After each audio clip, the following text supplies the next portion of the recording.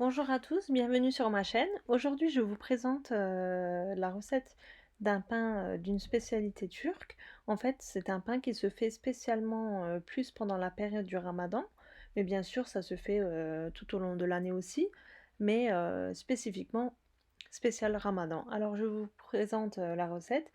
On va commencer par faire notre pâte. Pour cela, il nous faut 300 millilitres de lait et 300 millilitres d'eau, une cuillère à café de sel, 2 cuillères à café de sucre et un sachet de levure boulanger.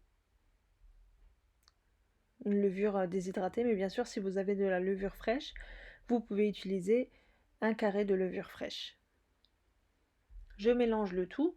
J'ai oublié de préciser, l'eau et le lait doivent être tièdes. Moi, je les ai fait réchauffer ensemble. Cela va permettre à notre pâte de lever plus rapidement.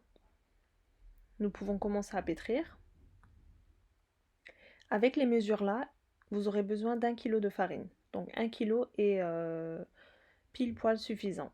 Parce qu'il faut avoir une pâte qui colle au doigt. Car si vous faites une pâte très dure ou une pâte qui ne colle pas au doigt, ben vous n'aurez pas un pain moelleux. Il sera dur même après la cuisson. Donc c'est pas ce qu'on veut. Au contraire, il faut qu'on ait un pain bien moelleux, bien aéré. C'est pour ça qu'il faut que la texture de notre pâte soit assez collante. Donc veuillez respecter les mesures. Voilà, au bout de 5 à 7 minutes de pétrissage, vous pouvez très bien réaliser la pâte à la main. On obtient une pâte bien élastique, mais qui colle au doigt, comme vous le voyez.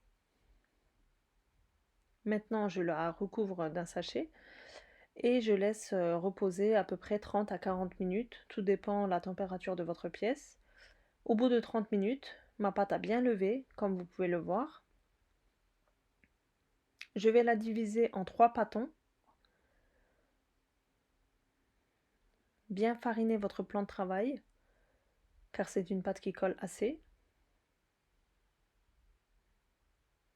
C'est une recette super simple, qui ne demande pas beaucoup de temps, pas beaucoup de technique. Vraiment super simple, efficace. N'hésitez pas à la reproduire chez vous aussi. Donc je forme mes 3 pâtons. Et je vais laisser reposer à peu près 10 minutes. Je les recouvre pour pas qu'il n'y ait de croûte sur la pâte, pour pas que la pâte soit sèche sur le dessus. Et je laisse reposer 10 minutes. Pendant que mes pâtons reposent, je vais préparer la sauce que je vais mettre dessus. Alors j'ai à peu près 2 cuillères à soupe de yaourt nature. Je mets un œuf entier et je vais verser 2 cuillères à soupe d'huile. Là, moi, j'utilise de l'huile de tournesol. Cette sauce va permettre à notre pain d'avoir une belle dorure. Donc je fouette le tout pour avoir une texture bien lisse, bien homogène.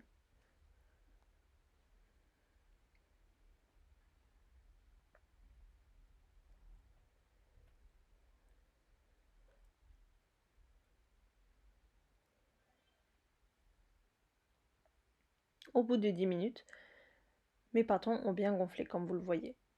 Donc là, je prends mon plateau du four et je verse directement ma boule sans farine, sans rien. On n'utilise plus de farine à ce stade. Si vos mains collent beaucoup, trempez vos doigts dans la sauce et aplatissez la pâte à l'aide de la sauce. Ça vous évitera d'utiliser de la farine. Et légèrement, en appuyant, on donne la forme à notre pain. Il faut que ça soit une épaisseur à peu près de 1,5 cm, 2 cm. Ne la faites pas trop fin ni trop épaisse, parce qu'elle va quand même gonfler à la cuisson aussi. Vous n'avez même pas besoin d'un rouleau à pâtisserie, les doigts font l'affaire comme vous le voyez. C'est une pâte tellement élastique qu'elle prend forme directement.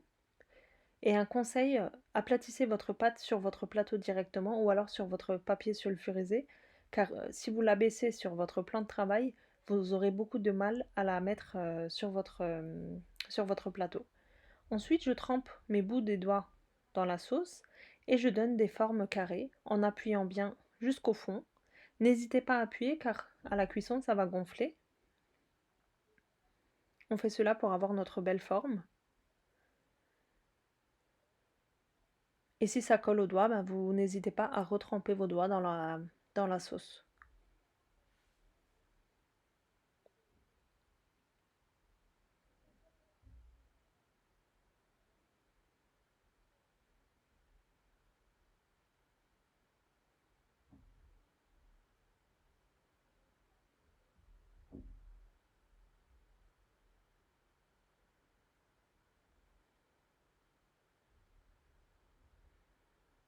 Et je fais de même avec mes deux autres boules de pâte aussi.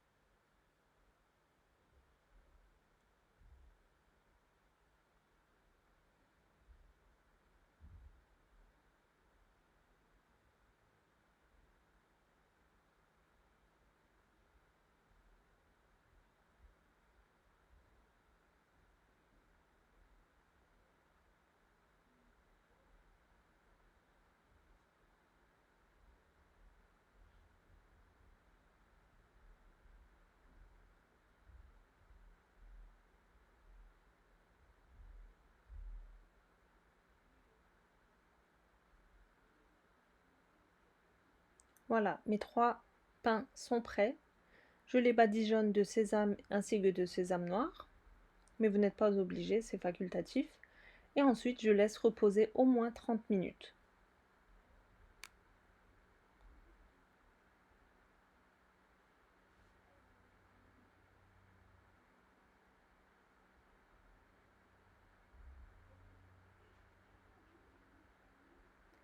J'ai préchauffé mon four à 230 degrés. Dans le fond de mon four, je mets une toute petite bassine d'eau.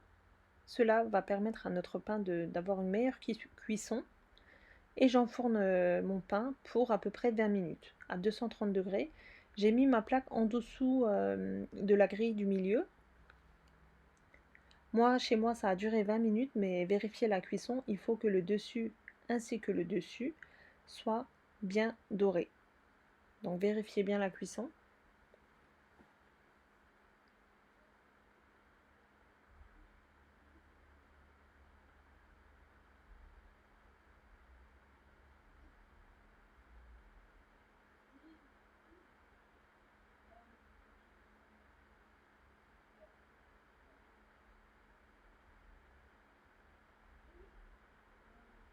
Voilà mon pain au bout de 20 minutes.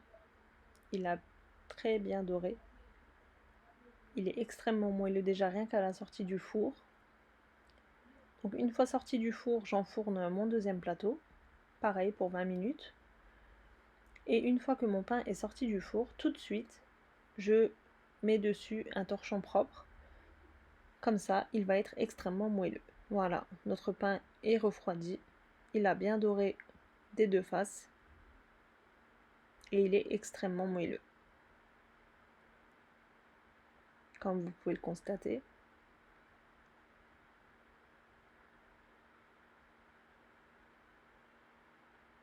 Maintenant, je vais vous couper pour vous montrer l'intérieur.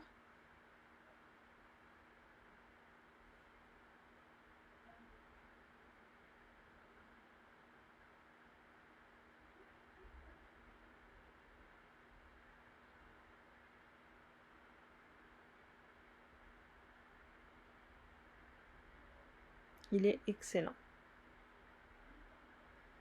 Et vous pouvez très bien congeler cette recette de pain.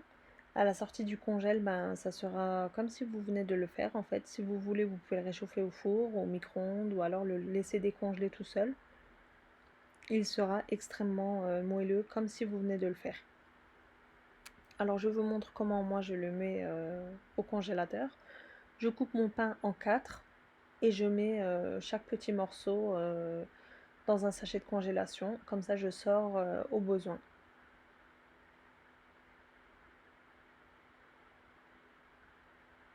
Et ça se conserve assez longtemps au congélateur. Et c'est super bien aussi pour faire des sandwichs. Des pains à sandwich, ça passe super bien. J'espère que cette recette vous aura plu. N'hésitez pas à la reproduire chez vous aussi.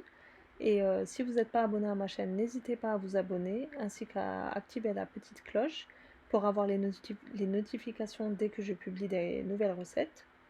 Et laissez-moi un petit commentaire, ça me fera toujours plaisir. Et je vous dis à bientôt pour une prochaine recette.